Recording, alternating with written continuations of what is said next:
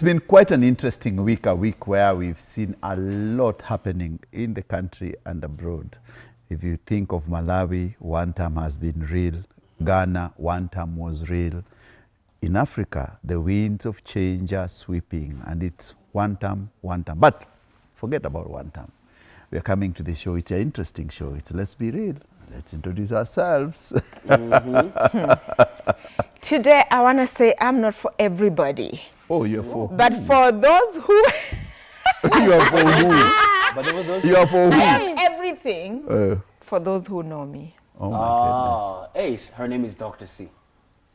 I'm an acquired taste. Oh, like whiskey. That's what I mean. Yes. Maria? Everything for those who know me. Wow, that's strong. Mm-hmm. Oh, Yes. and I'm Maria. Ah, that was strong. I don't even know what to say. I'm confused. Yeah, I'm so happy to be here. Stay tuned. And my name is Simon. I'm a man who embraces his feminine side. As you can see, I wear pink. That is what I do. Exactly. Yes, exactly. And cheers to that. Go ahead. And I'm See CEO Charles Otieno, of course. the one and only. The one I know. You have a feminine side. Yes, I do have a very feminine side. But by the way, straight men who wear pink are very strong men. Really? Yes. And let's not even talk about one very strong man who sadly was actually assassinated. Let's start with a top story right now. So, yeah. Go ahead. I think- Well, I started? Is that okay? I think yes. I think the most interesting thing is that this gentleman known as Charlie Kirk. Charlie Kirk is an American gentleman who was running something called Turning Point USA, and he was a DJT sympathizer and also a campaigner. He had very many Donald J. Trump. GJT is Trump. Yeah. Continue, CEO. So now, this gentleman had very good views, but also some nasty views about policies America should be embracing. I don't know what you guys think about him. The death of Charlie Kirk. For me, even, I want to start by saying this. You see, right now, a lot of times when we Africans, we get castigated that indeed we don't know how democracy works, and indeed it's the West that's usually the ones to teach us how democracy works, even the ethics of how even democracy works. Right now, we can actively even see that indeed American democracy is a little decline actually. It's declining right now before our very own eyes. How do we see this? For example, Charlie Kirk was assassinated by sympathizers from the left. That has actually been confirmed by people. And at the same time, in Minneapolis, there was also even legislators who were actually even killed. So they're actually killings that are driven by politics happening in America, a nation that actually promotes what? Democracy. And what? Freedom of speech. And that's what they constantly tell us to do what? They tell us to do that, even through what? Soft power in many ways that they may do it here in Africa. I think it's time for us Africans to even teach them how to even handle democracy within our own ways. Because how do we even do it? Because when we usually have issues here in Kenya, what do? We have bread-based government because we're joined together by what? Corruption. And that literally now what happens is the US literally, they are bipartisan. They're so stuck in idealism. They're so stuck in other little things, and they get caught up in cocoons saying that indeed he deserved to die, celebrating someone's death to that extent. And not even us in Kenya, at least we're able to forego some our differences solely for what? Corruption. At least we have a unifying factor that brings us together, where the US, they could actually learn a thing or two and have a unifying factor that brings them together. Because right now, as we can state right here and clear, America is actually failing in the democracy policies that they portray to actually go out there and saying that indeed they should actually, Kenya should do this way, they should move in a certain way. So right now, as it stays, America is not living up to the democracy standards that they portray that other nations should have, while we in Kenya, we at least know how to bring ourselves together on policies like maybe like what? Corruption and other even selfish endeavors that our leaders may have. But at least one thing for sure, we are not fighting and actually trying to assassinate each other. We're at least having a conversation with each other, even if it's for self-interest. At least that's the case for us. Africans, at least we should teach them a lesson. Let them learn.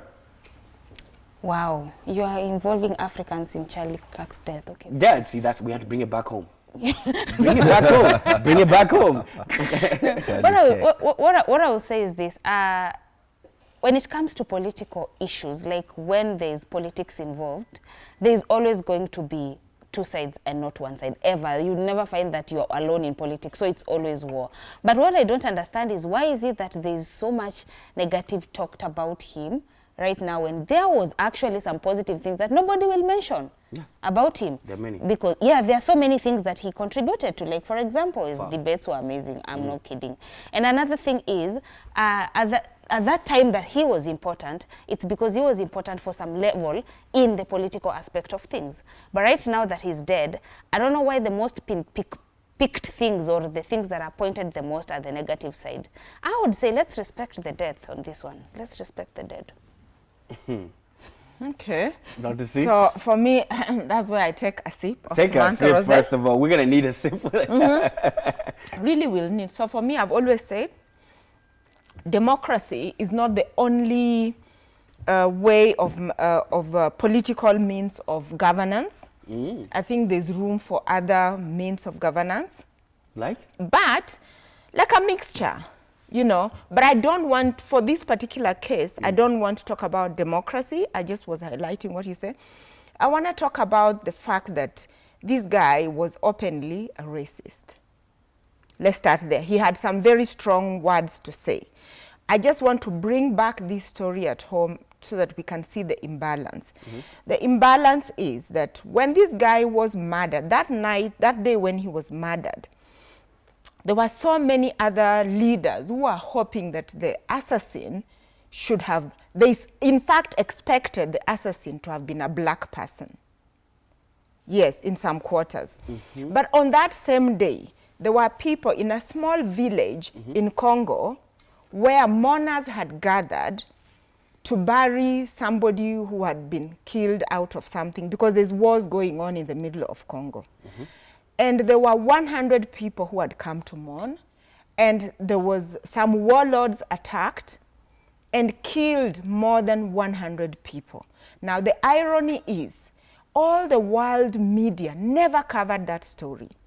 Everybody was talking about Charlie Kirk. And for me, it just really shows that Africans, please, can we come together for our own good? And in some states, some black people in America, actually, they were saying that shoot them, start, you know, they were beginning to, we've seen what's happening to black people in the US. And I'm just saying, can we make Africa a place where we, for all those people in the diaspora, anybody with a black skin, they want to come back home. Can we make this place, Africa, a place where they can come back? Can we stop the plundering? What's going on in the Congo? 100 Africans died in the Congo. No one is talking about them. Why are we drunk with the... Honestly, you know, that's where me and that story ended. And I'm not going to, like, look at us. We are actually talking about Charlie Kirk, whatever his name is. Charlie Kirk. I don't even want, me atastaki kujua. I saw he was even made a national hero of sorts. I'm just saying. There's actually an holiday for him now. Yeah. Holiday for Charlie Kirk. October, yes, his birthday is going to be declared, Day of remembrance. Yes. a day of remembrance. Yeah. But for me, for people on the continent, and for anybody in a black skin, because this was an issue of ideology, can we make Africa a place where all of us, a home where all of us would like to be? Yangu inaishia hapo. In fact, what you're saying is that dead men tell no tales. Yes. So Charlie Kirk, first of all, there I look at it. One is there are some things he stood for which I agree, but majority of them were total bullshit. Yes. Bollocks. Total crap. But I agree on the family things he was talking about children rights, abortion, and he had very good debate about abortion when girls were saying that abortion should be legalized in all the states. But he said, no. Are you killing a human being? But the girls were saying, no, it's not a human being, it's an embryo and all that. The discussion was very animated. There he had point that we cannot legalize people to abort kids just because abortion should not be something you just allow people to do freely if it's not on a medical condition or something. But my departure with him came from when he started talking about the way he viewed black people, the way he related to Africans, and the way he argued about African issues. And it showed that America still lives in the past. America has not realized that the current African generation are not stupid. They understand where they want to take their continent, they want to take their nation, and America is not part of their business anyway. They will do business with whoever, and that's why Chinese has played a very strong role in partnership with Africa. That's why you see China Africa, you see Japanese Africa. So when America are still in their miasma of superpower and heroism, which many African youth do not even relate to, they do not understand that the world moved on. Someone moved the cheese. So Charlie Kirk was still in that America superpower role. And that's why hero worshipping Donald Trump, the president, and making him feel that he's the biggest thing which I've had. But Trump has destroyed Americans' credibility in the face of the world. What America stood for in the world is no longer what they stand for. So there's a big shift. And people have realized that actually we can live without them. We can live without America right now. There's no USAID. People are still, they cut all the funding for HIV AIDS, which was the biggest support they gave Africans. If the American government, the current regime, was going to help Africans, is through such funds which were for health. But if you cut it off, then as we are depending on ourselves, we can develop our capacity. And if we develop our capacity, then that the carrot and stick rule is over in Africa.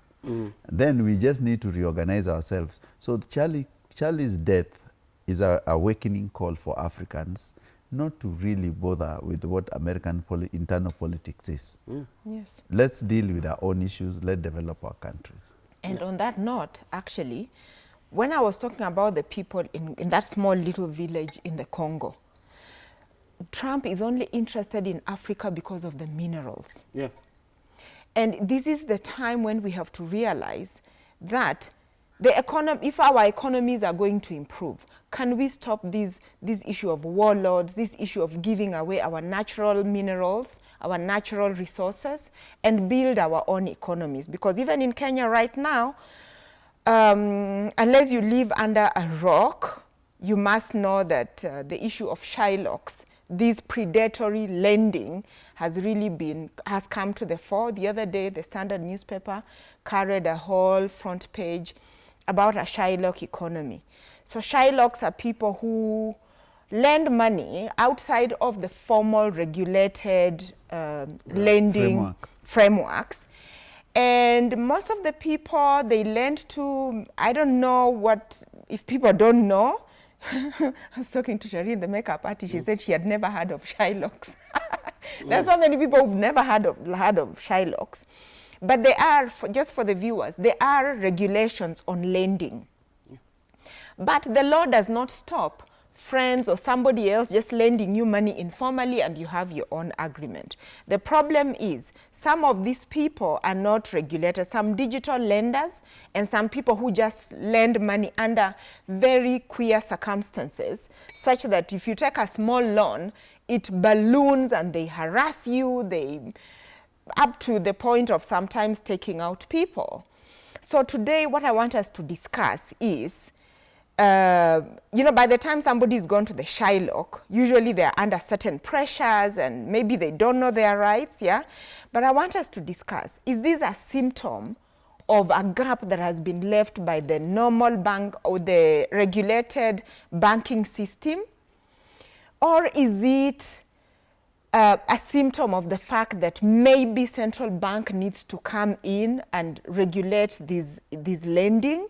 And what is the role of perhaps, circles and all that to actually educate people? Because here is the thing. Even if you go to the court, because there's the question, if you go to the court to be protected from Shylocks, there's no regulatory framework, because sometimes the court's hands are tied. Because if me and you, people in sane minds, come up with an agreement, you're loaning me some kind of money, and these are the, you will return. We've agreed outside of court. It becomes very difficult because the courts don't exist to create for us contracts. The court exists to ensure they are enforcing the law. It becomes very difficult because even you as the person who borrowed, you've not gone with clean hands to the court. You are not going to with clean hands. So the court cannot sometimes even protect you.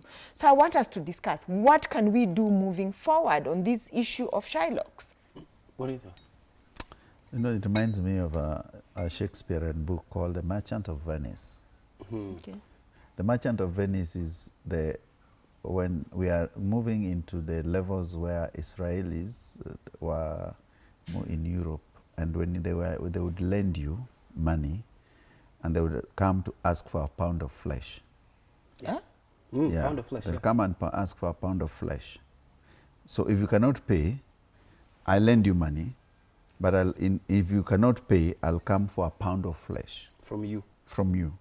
Flesh. Yes. And flesh usually refers to human. Yes. A pound of flesh. A human flesh. Yes. Your flesh. Yours. So I'll ask you, Dr. C, since I lent you 2 million, you haven't paid me, I want to cut the whole hand. For a pound. It needs to be much a pound. To do what with it? It's a pound of flesh. It's a consequence. So it's a concept. A consequence. You are repaying me. I'll go sell your hand then to repay my money. Sell So to this who? thing has been around, but there were no laws. Listen, I'm just giving you an example of what happened in The Merchant of Venice. If you read Shakespeare, and people who've read Shakespeare will tell you, if you read The Merchant of Venice, this is what will happen about, and that's what we are seeing in Kenya today. We are seeing people in distress. So you can go at any length to look for money, and then the Shylocks are thriving. And the why they are thriving is because of lack of regulation and lack of ways where Kenyans can get money in a more affordable system or more affordable mechanism, because the Hustler Fund, which was touted by the president and the Minister of Paranya now, that it will alleviate the poverty of many Kenyans, has not been working the way it's supposed to be working. Okay. If you go to that fund, I think the first group of borrowers who borrowed did not pay. They defaulted and threw on those lines.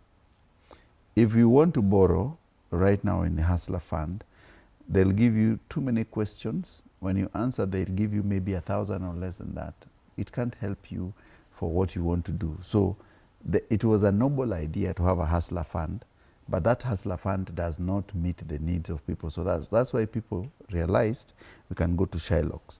The Shylocks we have today are not people you can depend on. They are people who, their aim is to take your property. Their aim is not to lend you money. And the Kenyans must realize that on the back rooms of this country, when a person lends you 50,000 and asks you to pay 10 million or 1 million, he was not interested in the repayment. Because even the terms and the stringent conditions where they give you to repay is not affordable. You cannot. Yes.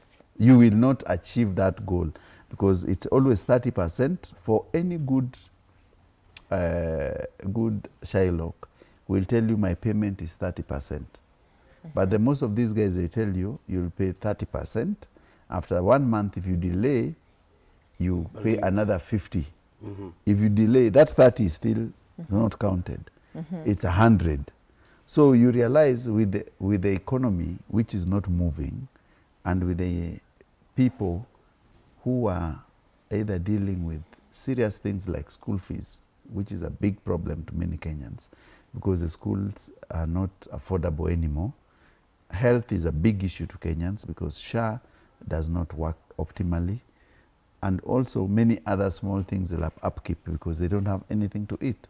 So they end up into that rat race of borrowing every single day. And the Shylocks are making a kill. So our economy If the President William Ruto borrows every year, we borrow 1.2 trillion. Ruto has been in power for 3 years. He's borrowed 4.3 trillion. Already. If he leaves power in 2032, if he does 2 terms, the country under his watch would have borrowed 14.8 trillion. At this rate. Yes. Then Are you going to pay it? with who? With who? With what? From where? What? Have you gone to a Shylock yourself?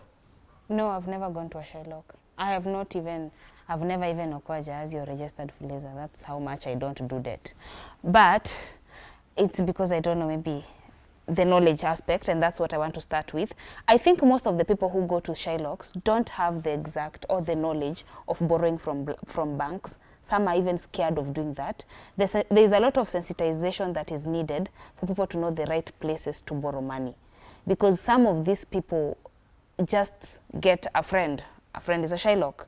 But you see now, they go to these Maria, small chamas. It's not that they don't know. It's that many people are not bankable.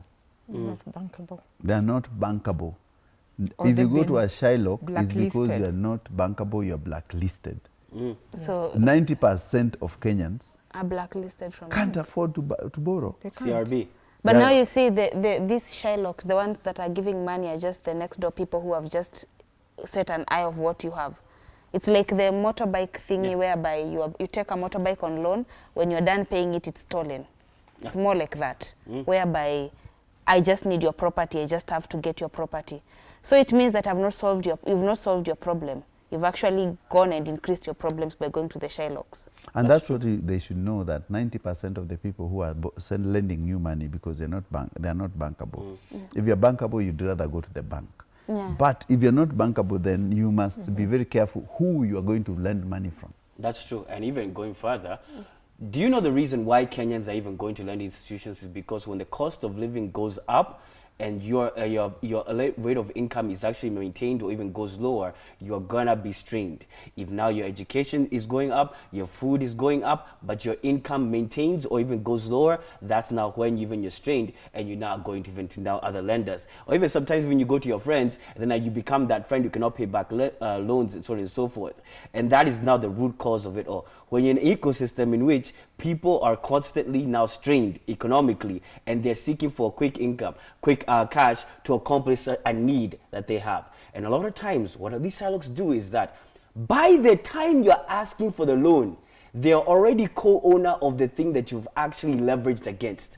They're already in the pursuit of being a co-owner of the thing, be it the car, be it a title deed, they've already co-owned it. So by the time even you're leaving and everything is done, and they're hoping for your default. So they put in measures for you to actually now default on the loan so they can actually now own it, and that is how you end up now being a victim of these Shylocks. So be very careful, Kenyans, on any money that you may actually even receive. Don't be quick out there to just receive quick money, and actually now pace yourself when it comes to even your income, especially when your economic situation in which now your income is not going up, but things are actually getting worse. That's just even keeping it real. Make sure you're that. And then when you want to loan out people money, be very stingy with their money before you loan out to that friend of yours, because you never know even that friend of yours is coming to you because they cannot go anywhere else, and they know that you are not going to come for their house, their microwave, and even their dishwasher or anything. You're not going to come for that because they know that indeed you are their friend. See, that's how to see we are friends. See, you had those situations. No, I don't. If it's a friend, I give you, and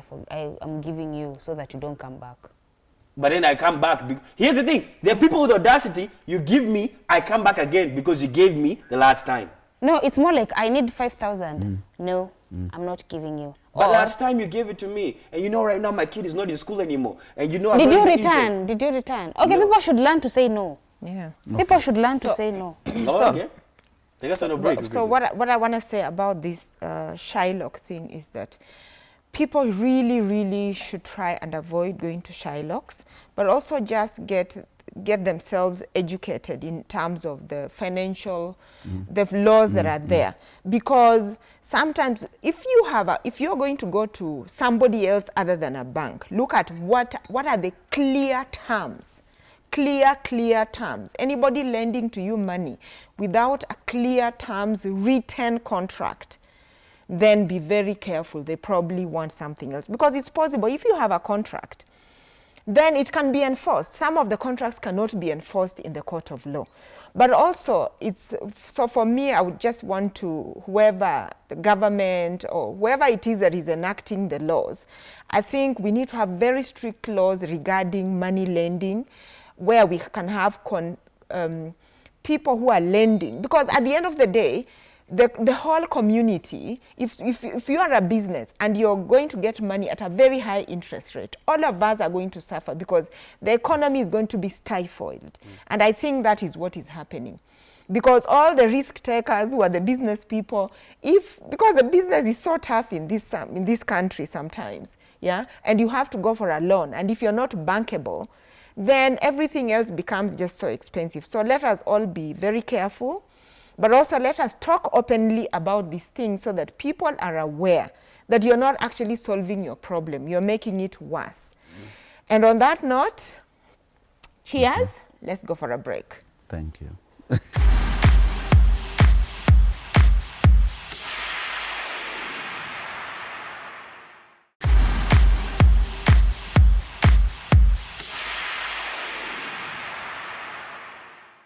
And cheers to you. Thank you for keeping it locked right here on KTN. Let's be real, so that you're tuned in. We're going to have great conversations. Stay right there. Don't you dare change the channel, because Maria has a very interesting topic about some of your ladies. Maria, what's going on? It's not about some of the ladies. So all of you? Yeah, it's everyone. Tell yes, us. we are talking about marriage today. And you know, marriage is a union between two people. And a scam. Yes, it is a scam, because right now you're making it a bigger scam than it actually was. So here is the deal. So initially, or let's say traditionally, when someone gets married, there are things that are expected of marriage. And I'm not talking about the usual, like, women stay at home, men work. No, it's now I'll take your surname. If it's a church wedding, we wear rings. We also have kids who are named this way. Like, there are so many agreements that come with marriage that were so natural, and there was no pushback about it. Everyone was just accepting and going with it. However, right now things have changed. Apparently, it's becoming optional. Like, if I don't need your surname, you know, in the other days, you would actually go get an affidavit to change your name to your husband's name. Yeah, that was happening. Right now, taking a surname, it's a choice. Wearing a ring, oh my God, I'm not wearing a ring. It's a choice. And having kids, having a kids for me, actually, I would say it's a choice, because there's no use of you having kids and coming to neglect them. So that one, I would say it's a choice if it's an agreement between the two of you. So has the marriage law changed for better, for worse, till death do us part? Is still there, or it's not there? And or some of these discussions, do you have them beforehand? Like, I will not do this, I will do this. Or do you actually sit down to talk? Because there's nothing as like, years later, I shocked you, now I don't want to have kids. I thought that you sit down before marriage to discuss, do we really want kids for that to happen? Because you see, it's a lifetime commitment. You are committing to nobody walks into that commitment hoping to end it soon. Actually, when they say it's forever, they want it to go till death do us part. Yes, they end along the way sometimes, but no one goes into it thinking that it will end. So, Simon, you see that premise? I love that you mentioned that premise of no one goes into marriage thinking that it will end. That's the whole issue. No one goes into marriage, it will end. Your marriage will end either in death or it will end either in divorce. It's going to end. Like, you actually need to go in the premise that death we've accepted. It will end. Your marriage will end. That's a fact. Every marriage has ended in death or in divorce. Like, that's a fact. So even that premise on its own, that is actually a delusion. That even saying that in its own. Every marriage will end either in divorce or in death. Fact. Now, here's also the other thing. When it comes to even, you see in the modern day age, what you've mentioned even about ladies who have all of these terms and conditions apply in the whole aspects of name changing and the whole aspects of I do not want babies. I have so many terms and conditions. What I say is this. Any woman who has a lot of terms and conditions is an insecure and weak woman. And let me repeat that again. Any woman who has a lot of terms and conditions is an insecure and weak woman. That's a mentally weak woman, because that is a woman who's only seeking to actually shape the surrounding of her environment to cater to her, because she is acting based on her own trauma. She's not acting from a place of power in which she is able to be resilient and actually stay committed within a relationship, and stating a whole bunch of times, oh, I cannot do this, I cannot do that. That is a loud, insecure woman who is mentally weak. A mentally weak person is someone who tells the society to cater to them and not necessarily building resilience within themselves to actually walk in power no matter what circumstances that they may be in. That is now what you actually now scream. When you hear all these things that even people are screaming, all these are the boundaries, my terms and conditions, that is a weak individual who is mentally stagnant and lacks any growth. Because growth only happens when you are challenged, when you're put in situations in which you cannot actually, you're not actually even comfortable. When you're put in situations in which you actually see growth. Growth happens through strain. When even Maria here, who is a fitness queen, who can guide you on how to get that six-pack, ladies, and not necessarily have to go over there and get those pills and everything, she tells you on how to strain your body for you to actually acquire the body that you want through straining and resilience, not through coddling yourself and saying that indeed my boundaries are this, I cannot have these terms and conditions. That is a mentally weak person, and that is a person who's moving through the elegance and the aura of insecurity. So crown yourself with the crown of insecurity, crown yourself with the emblem of truly walking in your trauma. Congratulations, stay in that trauma, and any man who conforms to any woman who has any terms and conditions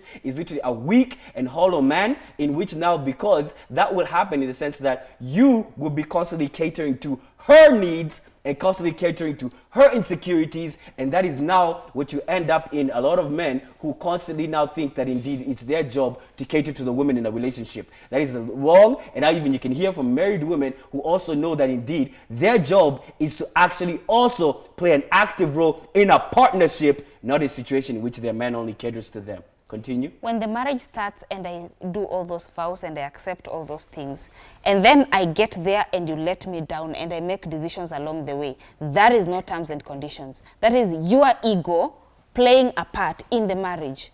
It's your ego. The problem is your ego. You did not see that this and this and this is wrong. I need to correct. I need to shape this. I need to work on this. It is not like I have terms and conditions. Sometimes pain changes people. And if you realize something, no woman accepts a man, tries everything to make the marriage work. Let me tell you something. And then a few months later, I am here dealing with so-and-so women here and there. You are absent from your children's life. You're not participating actively in this marriage. And then I change myself and now I have terms and conditions. By all means, I will change myself based on the way that you treat me, you respect me, and you appreciate me in that marriage. And that's why I always say this. Instead of us getting to a point whereby we lose ourselves by changing because someone decided that they have an ego, aka a man, you can just walk out. As easy as that. But for me, the problem I have is, let's have some discussions before. And I don't want to tell you I don't want kids 4 years later. Yeah. No, I would rather walk out because I wanted kids. You just changed. That's why I don't want kids. But I would rather walk out in such a situation. But the situation whereby you just change and all of a sudden you want me to still stay the same, just because I'm a woman, no. Gone are the days whereby you should enjoy pain. Let me tell you something. There is no honor, there's no crown for pain. Choose yourself. No pain, no gain. That's what in many gyms. Go ahead, Dr. C. Yeah, just for context for the viewers, there was a local celebrity who said, you know, she refused to take the ring, she refused to take his name, and then he said, then the guy said, then there's no marriage, and the divorce happened. I think we're referring to Adele Onyango. Yeah. And I read that story, and for me, two things happened. I think it is a reflection of the change of the role of marriage, the traditional expectations that we had and now. And honestly, the society has really moved on. It has really changed, such that marriage in itself is serving a different role. And more so, children and taking the name and all those traditional things can no longer keep, we already know can no longer keep a marriage together. But I think companionship, and shared values can keep a marriage together. And talking of values, values are it's such a huge topic that I cannot finish right now.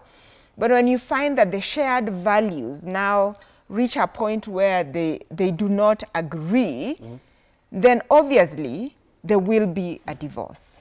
Not always. If the value, you know, for example, a core value for me is I cannot deal with people who cannot say the truth. That's a core value. So if we then, we reach somewhere and we are together in a marriage, and then you become a liar, I will walk out. Because I cannot exist. It's a core value.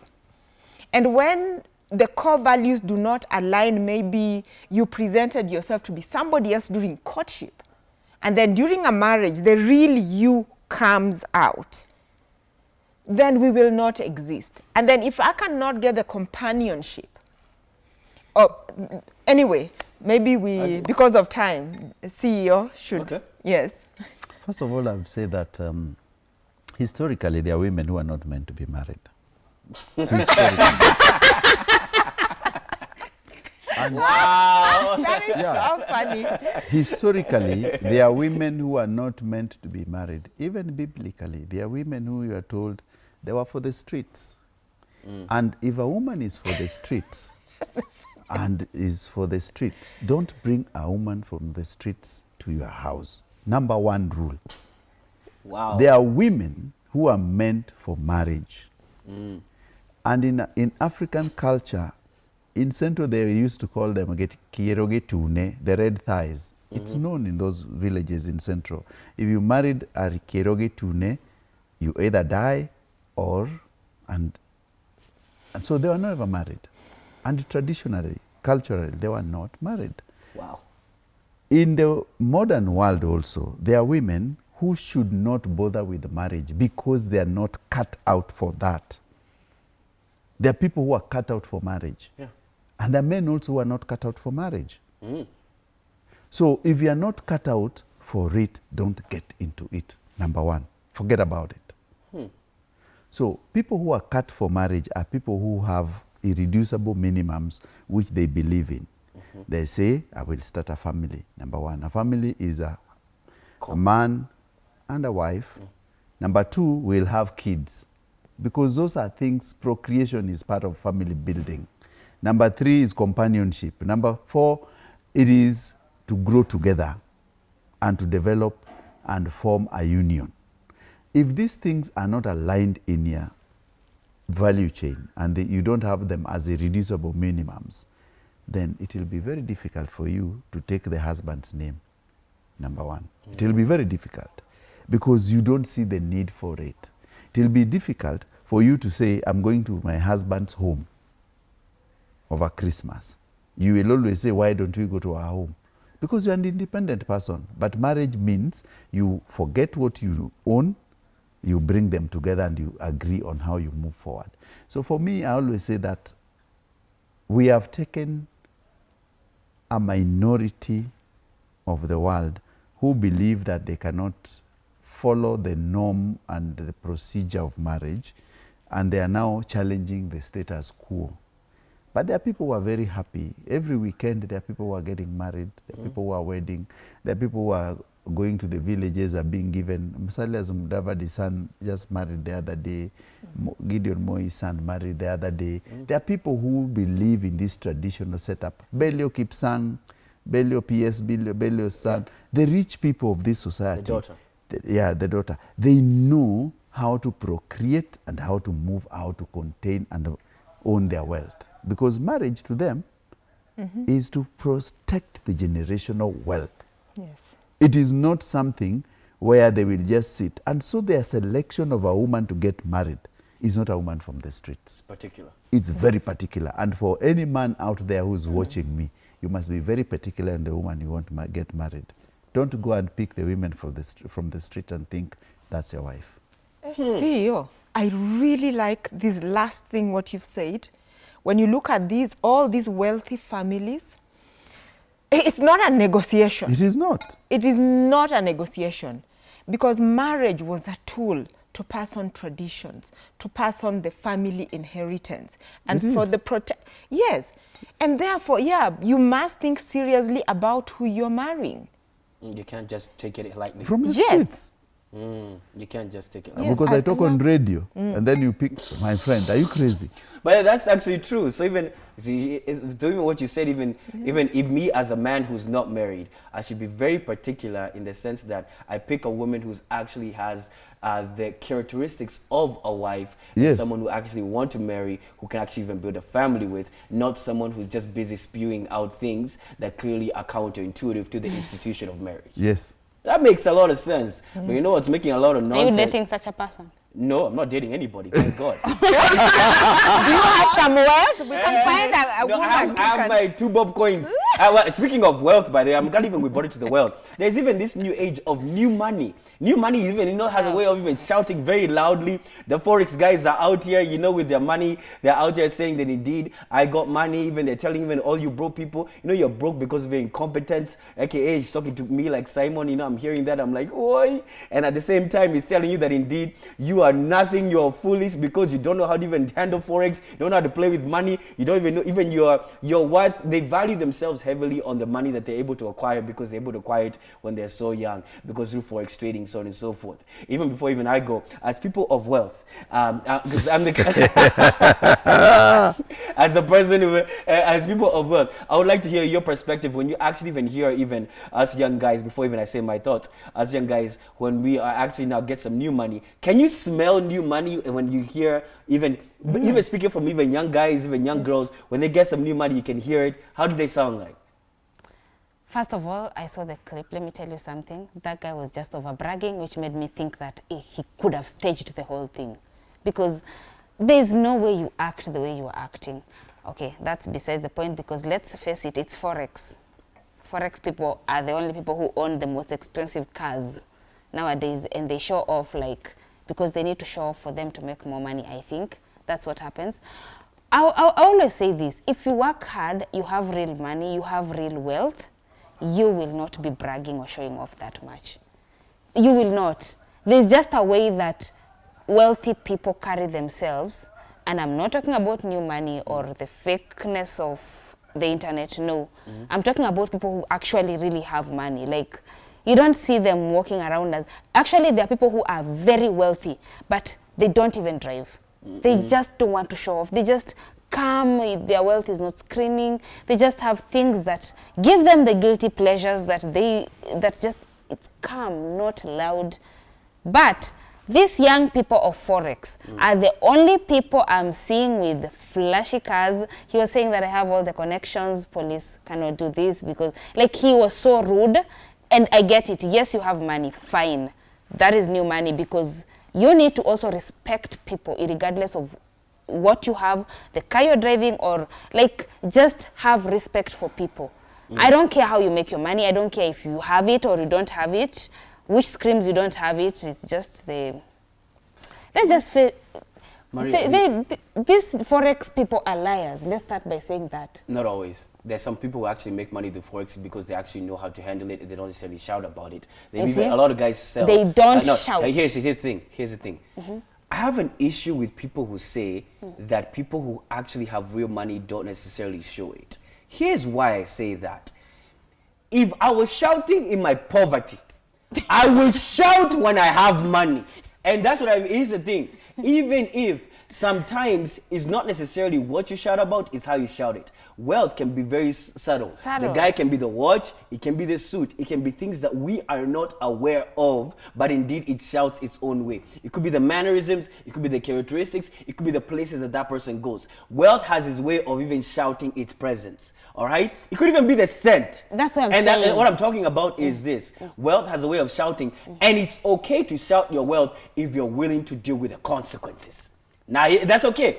It's okay to shout your wealth if you're willing to deal with the consequences. The consequences can be you being publicly undressed about how much you actually even have. And even how you shout your wealth. The thing is, when you shout your wealth, are you shouting your wealth to inspire, or to actually now brag about it. Because there are people who even now say that indeed, I was able to get this and this business, my billion-shilling business, and then now they talk about it in various forums, and they talk about the businesses that they've built. That's talking about your wealth, but you're speaking about it in a way to encourage other small business entrepreneurs to actually now scale their businesses in a certain direction. That's the way to even brag. There are ways even people brag even about their wealth. Now, do not allow your insecurities, you in your poverty, to now even you start now pointing fingers and saying, oh, you're wealthy, you're shouting, nini, nyamaza. No, let the person enjoy their wealth and actually even shout about it. Now there's also this. When you're young and you just got a new money, be very careful not to get caught up in the high of money and then knowing that indeed money comes and goes, and not knowing that indeed you also have a character aspect. A man, especially even young boys, let me speak on the man aspect.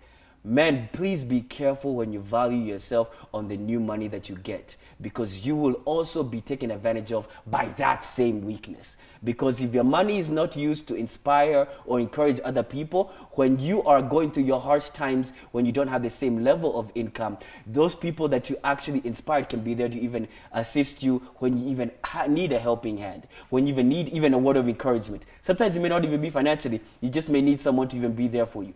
But when you are braggadocious and pushing other people down, that's when now you become a negative attribution to society.